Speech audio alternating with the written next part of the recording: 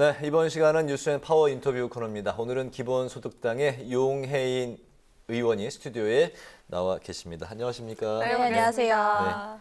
요새 그 폭우로 많은 분들의 걱정이 많은데 잘 지내고 계시죠? 네, 저는 잘 지내고 있는데요. 네. 여기저기서 좀 너무 안타까운 소식들이 많이 들려와서 오늘 네. 하루 종일 좀 마음이 무거웠습니다. 그러셨군요. 알겠습니다.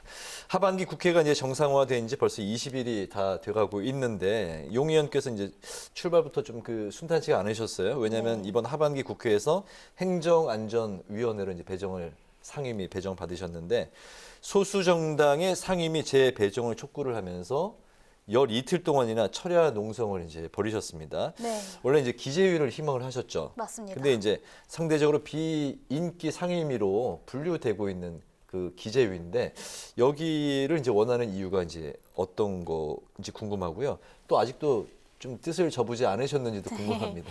네, 이제 제가 그 상임위 재배정을 요구하는 농성을 하면서 이제 동료 의원님들께서 이제 지나다니시면서 네. 이 행안위가 인기 상임이다. 네. 우리 당에서는 행안위 가고 싶어하는 사람 많다. 이런 얘기 많이 하셨거든요. 저도 알죠. 행안위가 인기 상임인 것도 알고 그리고 또 저에게 나름대로는 어떤 위로의 메시지를 전달해 주신 거라고도 생각합니다. 네. 물론 이제 행안위에서도 제가 할 일들이 있죠. 관심사도 있고 뭐 예를 들면 집시법 문제도 그렇고 최근 오늘 이제 비가 많이 내리기도 했는데 재난과 관련된 이제 국민 안전 문제 같이 제가 해야 할 일도 많고 네. 또 가서 하면 또 잘할 것이라는 자신감도 있는데요. 근데 이제 제가 속한 정당의 이름이 기본소득당이지 않습니까? 네. 근데 이제 기본소득이 모두에게 조건 없이 정기적으로 지급되는 소득인데 이게 그냥 단순히 국민들한테 인당 얼마씩 일괄 지급하는 정책이 아니라 사실 우리나라의 조세 재정 제도 전반 그리고 경제 정책 전반에 어떤 전환과 혁신을 필요로 하는 일입니다. 네. 그래서 당의 존재 이유이자 목적인 이 기본소득을 다룰 수 있고 또 조세 재정 경제 전반의 혁신을 다룰 수 있는 상임위가 기재위이기 때문에 기재위에 또 배정을 요청을 했던 것이고요. 사실 이제 의원이 한 명뿐인 정당의 의원이어서 그 상임위 배정이 되게 중요할 수밖에 없습니다. 우리나라 국회는 이제 상임위 중심주의로 운영이 되고 있고 또 저의 의정 활동이 사실 당 활동 전반에 중요한 역할을 미칠 수밖에 없기 때문에 소수 정당에게 상임위 배정이라는 건 그만큼 좀 절박한 문제인데요. 네. 이번 상임위 배정 과정에서 사실 소수 정당의 의견이 제대로 반영되지 않고 일괄적이고 기계적인 그리고 일방적인 배정이 좀 되었습니다. 그래서 이 문제에 좀 항의하면서 소수 정당들의 의정 활동도 존중해야 된다. 그리고 상임위 배정을 다시 재논의해달라라고 이제 요청을 드렸습니다. 근데 상임위가 바뀔 수도 있는 건가요? 가능성이 있나요? 양당의 원내대표들이 이제 상호간에 양해를 한다면 그럴 네. 가능성이 있는데요. 네. 사실 그런 논의들을 좀 하다가 권성동 원내대표와 윤석열 대통령의 그 텔레그램 사건이 금요일에 터지면서 이제 아무것도 논의할 수 없는 상황이 되어서 그렇죠. 일단 이제 예상국회, 결산국회와 또 정기국회를 앞둔 상황에서 마냥 손 놓고 있을 수는 없어서 일단 행안위 업무를 시작을 했고요. 어제 경찰청장 인사청문회에도 참석을 했습니다. 네. 네, 앞으로도 좀 계속 논의를 해달라 이렇게 요청을 드린 상황입니다. 그렇군요. 네, 말씀하신 대로 지금 정치권이 어수선하고 아주 혼란스러운 상황이기 때문에 좀 논의를 하기가 어렵지 않았나라는 생각이 드는데요.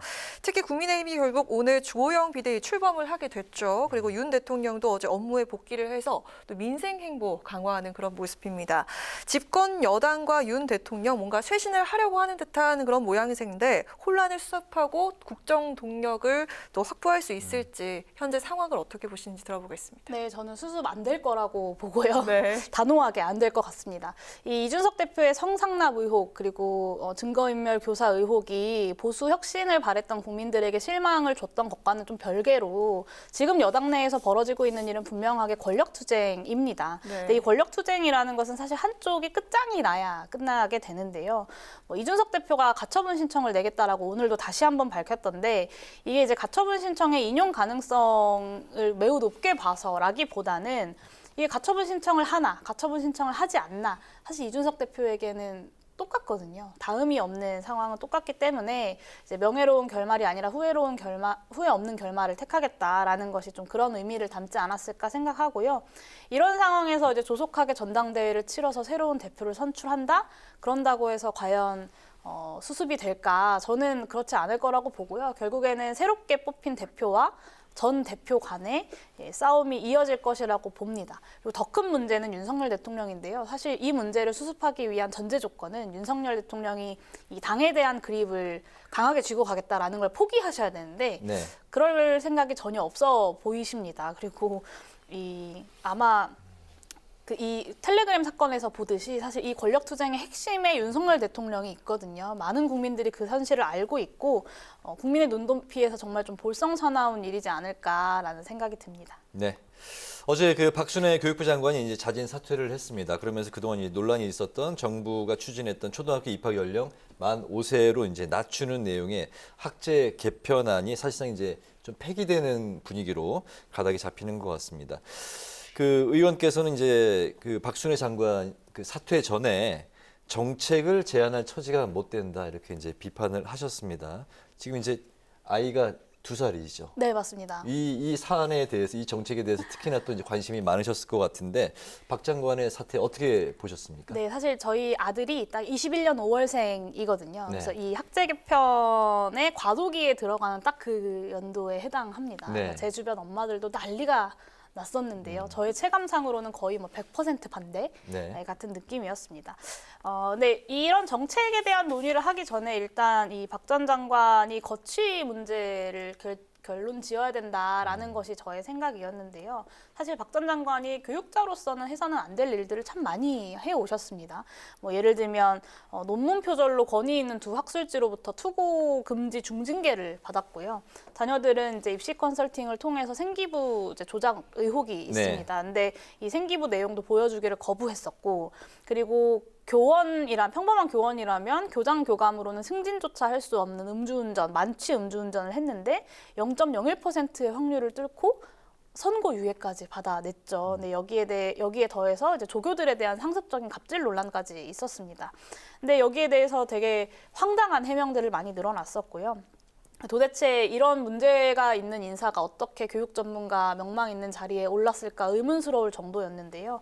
하물며 좀 나라의 비전과 또 동시에 이해관계가 굉장히 첨예하게 얽혀있는 교육 관련된 정책들을 제안하고 추진할 수 있을까 이런 사람이 그리고 교육 종사자들과 국민들이 이런 자격 미달인 장관과 그리고 황당 인사로 좀 일관하고 있는 대통령의 어떤 주장이나 의견을 믿고 따를 수 있을까? 그럴 수 없다. 그래서 이런 정책을 제안할 입장이 아니고 오히려 본인의 거취 문제에 대해서 빠르게 결단해야 된다. 이런 말씀을 드렸었습니다. 네. 네, 어제 의원님 소속 상임위인 행안위에서 윤익은 경찰청장 후보자 인사청문회가 진행이 됐습니다.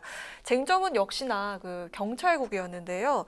윤 후보자 청문보고서 채택이 불발이 됐죠. 윤 후보자가 경찰 수장으로서 적절한지 그 여부와 또 함께 경찰국에 대한 의견 들어보도록 하겠습니다. 네, 저는 경찰에 대한 민주적 통제는 필요하다고 생각합니다. 경찰이 과연 권력으로부터 지금까지 그렇게 자유로운 조직이었나라고 하면 저는 그렇다고 보지 않고 네. 경찰에 대한 민주적 통제가 필요하다고 생각하는데요. 근데 문제는 경찰국 설치는 행정부가 시행령으로 이렇게 추진할 수 있는 것이 아니라 입법의 영역이었다고 생각합니다.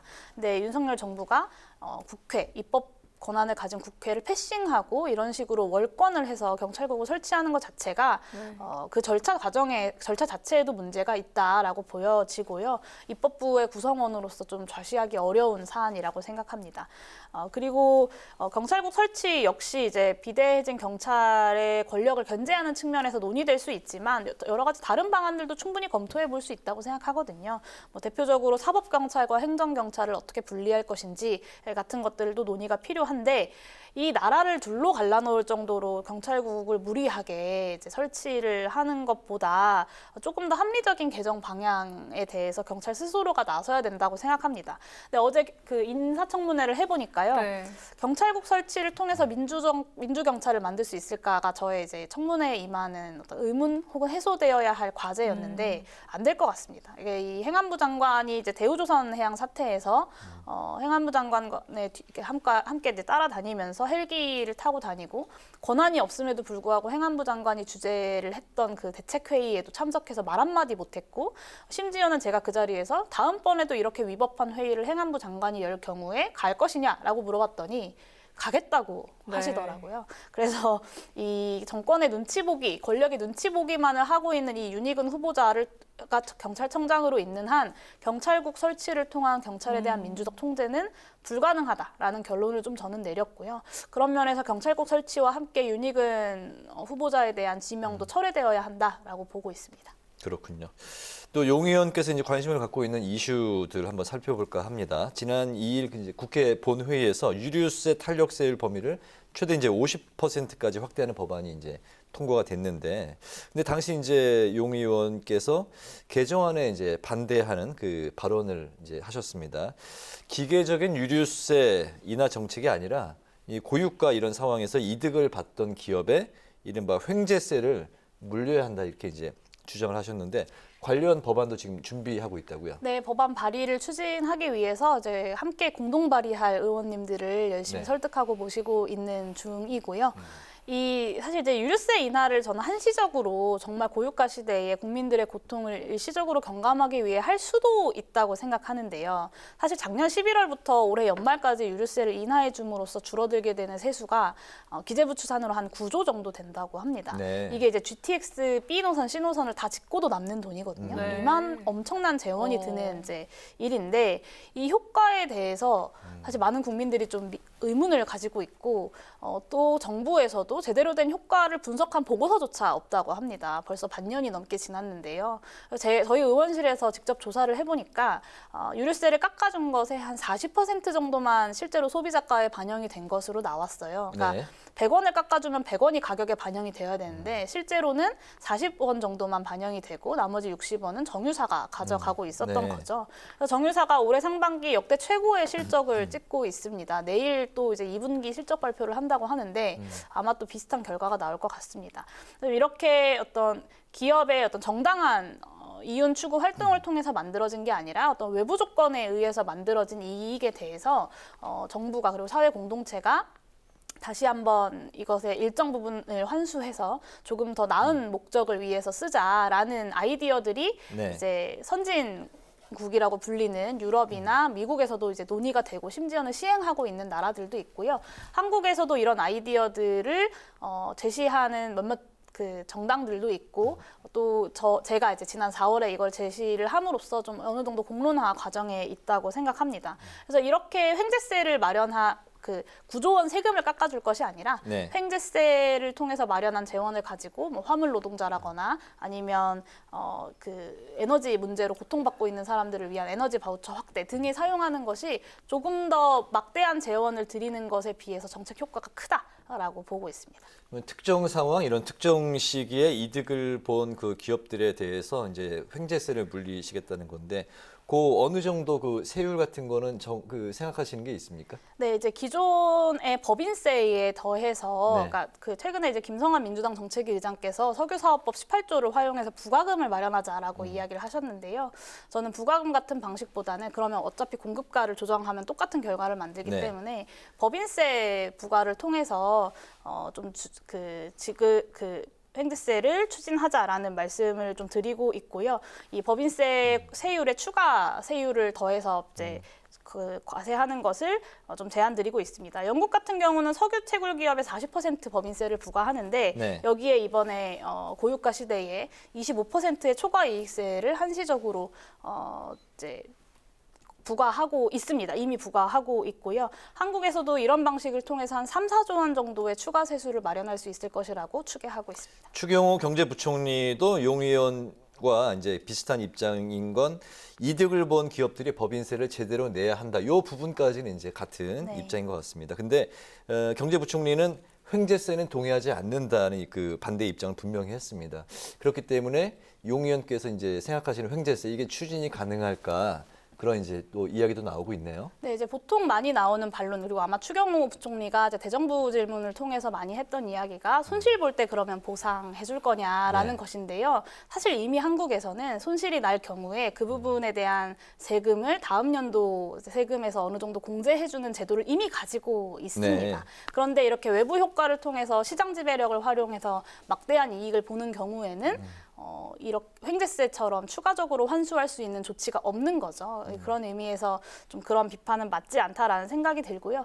이 자본주의 사회에서 과연 이게 맞나라는 생각을 많이들 하실 텐데요. 오히려 가장 선진 자본주의 국가들이라고 할 수 있는 영국이나 미국 그리고 EU의 많은 국가들에서 이 정책을 이미 추진했던 경험도 있고 그리고 지금도 논의를 하고 있습니다.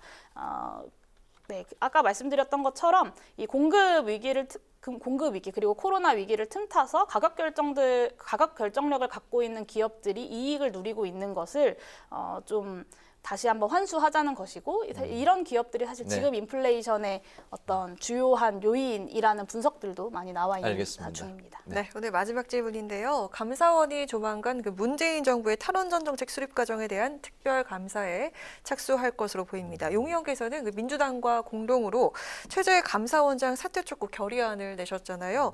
최 감사원장 이 사퇴를 주장하는 이유 무엇이고 또 현 정부의 이 감사 움직임에 대해서는 어떤 입장 갖고 계시는지 여쭙겠습니다. 네, 저는 사실 이제 정부에서 이 어떤 정책을 추진한다고 해서 그 이유로 탄핵을 하는 것은 쉽게 결정할 문제는 아니라고 생각합니다. 그런데 이 최재해 감사원장의 사퇴를 권고하는 이 결의안에 동의를 했던 건 감사원이 갖고 있는 어떤 특별함 때문인데요. 사실 감사원은 법률상 독립기구가 아니라 헌법상 독립기관입니다. 그러니까 직무상 독립성 그리고 정치적 중립성을 지켜야 할 헌법적 의무가 있는 건데 네. 국회에 출석해서 국정 운영을 지원하는 조직이다라고 이야기한 그 발언도 너무나 심각한 문제이지만 사실 이 발언이 보여주는 것은 최재해 감사원장이 감사원장으로서의 기본적인 자질조차 없다라는 것을 보여주는 발언이었다고 생각합니다. 도대체 감사원이 뭐 하는 곳인지 그리고 어떻게 운영되어야 되는지에 대한 기본적인 인식조차 없는 사람이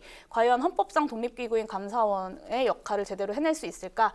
그렇지 않다라고 판단해서 이 사퇴 결의안에 함께하게 되었습니다. 네, 알겠습니다. 오늘 그 뉴스앤파워 인터뷰 이제 마칠 시간이 됐습니다.